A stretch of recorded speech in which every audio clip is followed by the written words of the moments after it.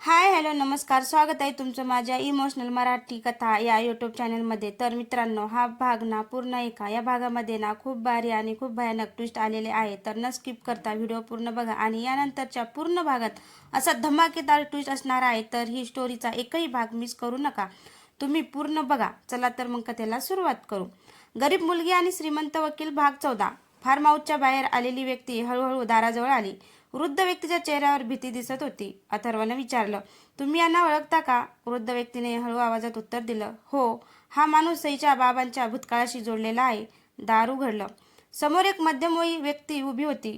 त्याने सईकडे पाहिला आणि म्हणाला, तू अगदी तुझ्या आईसारखी दिसते. सईला धक्का बसला. तुम्हाला माझी आई माहीत होती? तो म्हणाला, हो, आणि तुझ्या जन्माच्या दिवशी मी तिथेच होतो.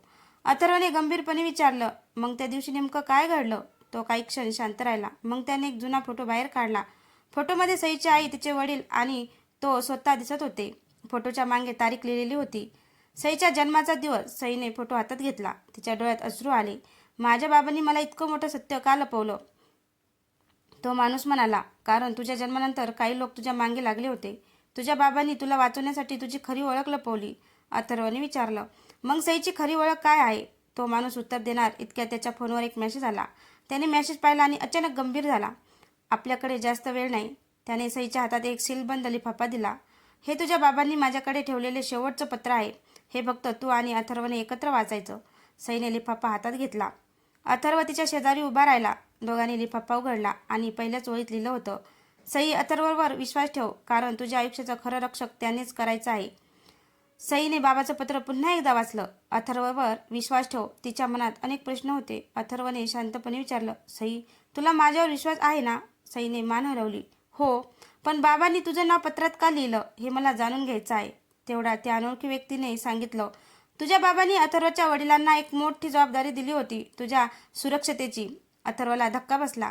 माझ्या वडिलांनी मला याबद्दल कधीच काही सांगितलं नाही. तो म्हणाला, कारण त्यांना माहिती होतं की हे सत्य बाहेर आलं तर सई पुन्हा धोक्यात येईल. सईने पत्राचं पुढचं पान उघडलं. त्यावर लिहिलं होतं, माझ्या मुलीला माझ्या संपत्तीपेक्षा तिच्या आयुष्याची किंमत समजावी म्हणून मी सगळं तिच्यापासून लपवलं. खाली एका जुन्या घराचा पत्ता होता. अथर्व म्हणाला, हा पत्ता मला ओळखीचा आहे. तोच पत्ता त्याच्या वडिलांच्या जुन्या फाईलमध्ये होतो. सगळे त्या घराकडे निघाले. घरात प्रवेश करता सईला एका भिंतीवर तिच्या आई वडिलांचा फोटो दिसला. फोटोच्या खाली एक छोटा कप्पा होता. अथर्वने एक कप्पा उघडला. आत एक जुनी चावी आणि एक कागद होता. कागदावर लिहिलं होतं, ज्याच्याकडे ही चावी असेल त्याने तिजोरी उघडण्यापूर्वी सईला तिच्या जन्माचं पूर्ण सत्य सांगावं. सईने अथर्वकडे पाहिलं. माझ्या जन्माचं सत्य आता माझ्यासमोर येणार आहे. अथर्वने तिचा धीर वाढवत म्हटलं, जे काही सत्य असेल आपण दोघं मिळून त्याचा सामना करू. दोघे तिजोरी समोर उभे राहिले. अथर्वने चावी कुलपात फिरवली. क्लिक, तिजोरी उघडली. आत एक जुनी जन्मनोंद आणि एक पत्र होतं. सईने जन्मनोंद हातात घेतली आणि त्यावरचं जन्मस्थान पाहून ती स्तब्ध झाली. सईने जन्मनोंद हातात घेतली. त्यावर लिहिलेलं जन्मस्थान पाहून तिचे हात थरथरले. हे माझ्या आईवडिलांचं घर नाही. अथर्वने कागद नीट पाहिला. सई ही नोंद वेगळ्या शहरातील आहे. सईच्या डोळ्यात प्रश्न होते, मग माझा जन्म तिथे का झाला? अथर्वने तिजोरीतील पत्र उघडलं. ते सईच्या वडिलांनी लिहिले होतं, सई, तुझा जन्म त्या ठिकाणी झाला. तिथेच माझ्या आयुष्यातील सर्वात मोठं रहस्य सुरू झालं. पण तू माझ्यासाठी नेहमीच माझी मुलगी राहशील. सईच्या डोळ्यात अश्रू आले. पत्राच्या शेवटी एक पत्ता होता, जुना अनाथाश्रम. सईने आश्चर्याने विचारलं, अनाथाश्रम? अथर्व म्हणाला, आपल्याला तिथे जावं लागेल. तुझ्या जन्माची खरी नोंद कदाचित तिथेच असेल. दोघे दुसऱ्या दिवशी त्या जुन्या अनाथाश्रमात पोहोचले. वृद्ध व्यवस्थापकाने सईचा जन्मनोंद कागद पाहिला. त्यांनी रजिस्टर उघडलं. काही पाने उलटल्यानंतर ते अचानक थांबले. ही नोंद मला आठवते. सईने घाबरत विचारलं, माझ्याबद्दल काय लिहिलं आहे? वृद्ध व्यवस्थापक म्हणाले, तुझ्या जन्मानंतर तुझ्या आईने तुला इथे काही दिवस ठेवले होते, पण ती तुला सोडून गेली नव्हती. सईच्या डोळ्यात आशेचा किरण आला. मग ती कुठे गेली? व्यवस्थापकांनी रजिस्टरामधून एक जुना फोटो काढला. फोटोच्या मागे लिहिलं होतं, मुलीला सुरक्षित ठेवण्यासाठी आम्हाला हा निर्णय घ्यावा लागला. अथर्वने फोटो पाहिला. त्यावर सईची आई एका अनोळखी स्त्रीसोबत उभी होती. व्यवस्थापक म्हणाले, ही स्त्री तुमच्या आईची सर्वात जवळची मैत्रीण होती. सईने फोटो हातात घेतला. त्या स्त्रीचा चेहरा पाहताच ती अचानक थपकली. ही स्त्री मला लहानपणापासून ओळखीची आहे. अथर्वने विचारलं, कोण? सईने हळू आवाजात उत्तर दिलं, माझी मावशी. सईच्या तोंडून माझी मावशी शब्द ऐकताच अथर्व काही क्षण शांत झाला. अथर्वने विचारलं, म्हणजे तुझ्या मावशीला तुझ्या जन्माचं सगळं सत्य माहिती होतं? सईने मान हलवली. कदाचित. म्हणूनच ती मला नेहमी काही गोष्टी सांगण्यापासून थांबत होती. वृद्ध व्यवस्थापकाने एक जुनी फाईल बाहेर काढली. ही फाईल तुझ्या आईने आमच्याकडे ठेवली होती. तिने सांगितलं होतं की योग्य वेळ आल्यावरच ती सईला द्यायची. सईने फाईल उघडली. आत एक पत्र होतं. सई, जर तू हे पत्र वाचत असशील तर तुला तुझ्या जन्माचं सत्य समजण्याची वेळ आली आहे. पण एक गोष्ट लक्षात ठेव, तुझ्या आयुष्यातील सर्वात मोठं रहस्य तुझ्या जन्मात नाही तर तुला वाचवण्यासाठी घेतलेल्या निर्णयात आहे. अथर्वने विचारलं, तो निर्णय नेमका काय होता? व्यवस्थापकाने उत्तर दिलं, तुझ्या आईने तुला काही काळासाठी मावशीकडे सोपवलं होतं, कारण तिला भीती होती की काही लोक तुला शोधत आहेत. सईच्या डोळ्यात अश्रू आले. म्हणजे मावशीने मला वाचवलं होतं? व्यवस्थापक म्हणाले, हो, पण नंतर परिस्थिती बदलली. तेवढ्या सईच्या फोनवर मावशीचा मेसेज आला, सई, आता तुला सगळं सांगण्याची वेळ आली आहे. आज रात्री माझ्याकडे ये. सईने मेसेज अथर्वला दाखवला. अथर्व म्हणाला, आपण दोघं जाऊ. यावेळी कोणताही सत्य तुझ्यापासून लपू देणार नाही. रात्री सई आणि अथर्व मावशीच्या घरी पोहोचले. मावशीने दरवाजा उघडला. तिच्या हातात एक जुना फोटो आणि काही कागद होते. ती सईकडे पाहून म्हणाली, बाळा, मी तुला आजपर्यंत जे सांगितलं त्यातलं सगळंच खरं नव्हतं. सई स्तब्ध झाली. मावशीने फोटो पुढे केला. तुझ्या आईने तुला माझ्याकडे सोपवलं होतं, पण तिने मला एक गोष्ट कधीच सांगितली नव्हती. अथर्वने विचारलं, काय? मावशीच्या डोळ्यात अश्रू आले. सईची खरी ओळख. मावशीच्या त्या शब्दांनी सईच्या मनात अनेक प्रश्न निर्माण केले. माझी खरी ओळख म्हणजे काय? मावशीने हातातील जुना फोटो सई समोर ठेवला. फोटोमध्ये सईची आई एका श्रीमंत कुटुंबासोबत उभी होती. अथर्वने फोटो पाहताच आश्चर्याने विचारलं, हे तर माझ्या वडिलांचं कुटुंब आहे. मावशीने हळू आवाजात सांगितलं, हो, सईच्या आईची आणि तुझ्या वडिलांची अनेक वर्षापासून ओळख होती. पण सईचा जन्म झाल्यानंतर काही लोकांनी तिच्या कुटुंबावर दबाव आणला. सईने विचारलं, मग मला गरीब घरात का वाढवलं? मावशी म्हणाली, कारण तुझ्या आईला तुझी ओळख लपवायची होती. तिला भीती होती की तुझ्या नावावर असलेली संपत्ती मिळवण्यासाठी कोणीतरी तुला शोधेल. अथर्वने एक कागद उचलला. त्यावर सईच्या वडिलांची सही होती. सईची खरी ओळख तिच्या 18व्या वर्षापर्यंत गुप्त ठेवावी. सईच्या डोळ्यात अश्रू आले. म्हणजे माझं संपूर्ण आयुष्य एका गुपितावर उभं होतं? मावशीने तिचा हात धरला. हो बाळा, पण हे सगळं तुझ्या सुरक्षितेसाठी केलं गेलं. तेवढ्यात अथर्वला त्या कागदाच्या मागे आणखी एक छोटी चिठ्ठी दिसली. त्यावर लिहिलं होतं, सईला सत्य सांगताना अथर्व तिच्या सोबत असावा. अथर्व काही क्षण शांत झाला. माझ्या वडिलांना हे सगळं माहिती होतं? सईने त्याच्याकडे पाहिलं. म्हणजे आपली भेटही कदाचित योगायोग नव्हती. अथर्व म्हणाला, कदाचित आपल्या कुटुंबांनी आपल्यासाठी काही निर्णय घेतले असतील, पण माझ्या मनात तुझ्याबद्दल जे आहे ते माझं स्वतःच आहे. मावशीने शेवटी एक सीलबंद लिफाफा बाहेर काढला. हा तुझ्या आईचा शेवटचा संदेश आहे. सईने लिफाफा उघडला.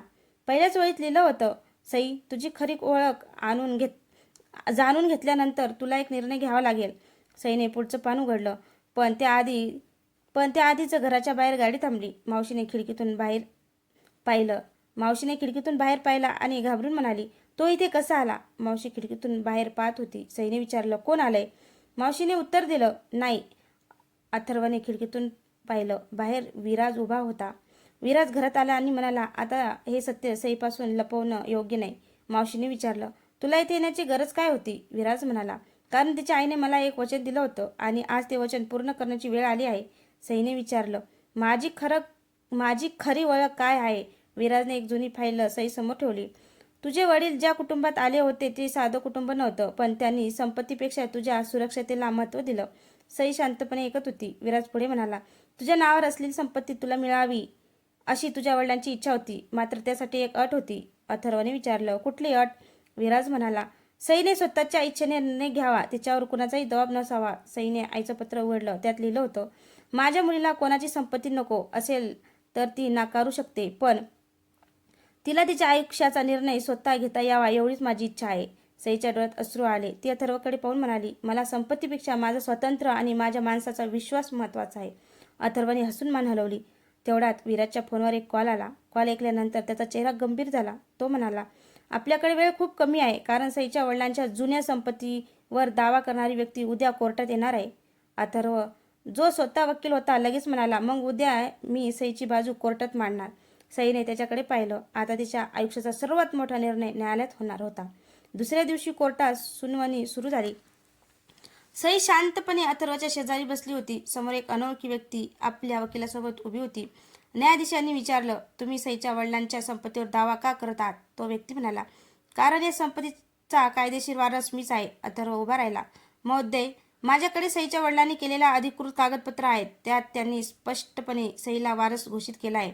समोरच्या वकिलाने आक्षेप घेतला, ही कागदपत्र खोटी असू शकतात. अथर्वने शांतपणे उत्तर दिलं, म्हणूनच आम्ही मूळ कागदपत्र आणि अधिकृत नोंदणी न्यायालयासमोर सादर करत आहोत. सईच्या वडिलांनी जुनी डायरी, बँकेची नोंद आणि मूळ वसियत कोर्टात सादर करण्यात आली. न्यायालयात शांतता पसरली. न्यायाधीशांनी कागदपत्र तपासली. मग त्यांनी विचारलं, या वसियतीवर साक्षीदार कोण आहेत? अथर्वने उत्तर दिलं, विराज देशमुख आणि शरद काका. शरद काका साक्ष देण्यासाठी पुढे आले. त्यांनी सांगितलं, ही वसियत खरी आहे. सईचे वडील तिला तिच्या हक्काची संपत्ती द्यायची इच्छा ठेवत होते. सईच्या डोळ्यात अश्रू आले. पण अचानक समोरच्या वकिलाने एक नवीन कागद सादर केला. महोदय, आमच्याकडे एक नवीन पुरावा आहे. अथर्वने कागद पाहिला. त्याच्या चेहऱ्यावर अचानक गंभीर भाव आले. कागदावर सईच्या वडिलांची सही होती, पण त्यात लिहिलं होतं, सईला माझ्या संपत्तीतील कोणताही हक्क राहणार नाही. सईला धक्का बसला. बाबांनी असं कधीच केलं नसतं. अथर्वने कागद काळजीपूर्वक पाहिला. मग तो म्हणाला, महोदय, मला या कागदावर संशय आहे, कारण यावरील सही आणि मूळ कागदपत्रावरील सही वेगळी आहे. न्यायाधीशांनी तज्ज्ञ तपासणीचे आदेश दिले. आता पुढचा प्रश्न होता, हा बनावट कागद तयार कुणी केला? कोर्टात सर्वजण निकालाची वाट पाहत होते. तज्ज्ञांनी दोन्ही कागदपत्रांची तपासणी केली. काही वेळाने त्यांनी न्यायालयात सांगितलं, सईच्या वडिलांची मूळ सही असलेली वसियत खरी आहे. दुसऱ्या कागदावरील सही बनावट आहे. सईने सुटकेचा श्वास घेतला. अथर्वाने न्यायालयासमोर आणखी एक पुरावा ठेवला. महोदय, हा कागद कुठून आला याचाही तपास झाला पाहिजेत, कारण हा कागद सईच्या हक्कावर प्रश्न निर्माण करण्यासाठी तयार करण्यात आला आहे. तपासात त्या कागदाची प्रत एक जुन्या कार्यालयातून तयार झाल्याचं समोर आलं. अथर्वने विचारलं, त्या कार्यालयाची जबाबदारी कोणाकडे होती? उत्तर मिळालं, शरद काकांकडे. सईला धक्का बसला. सईने शरद काकांकडे पाहिलं. काका, तुम्ही माझ्या बाबांचा विश्वासघात केला का? शरद काका काही क्षण शांत राहिले. मग म्हणाले, मी तुझ्या बाबांचा विश्वासघात केला नाही, पण मी एक मोठी चूक केली होती. अथर्वने विचारले, कुठली चूक?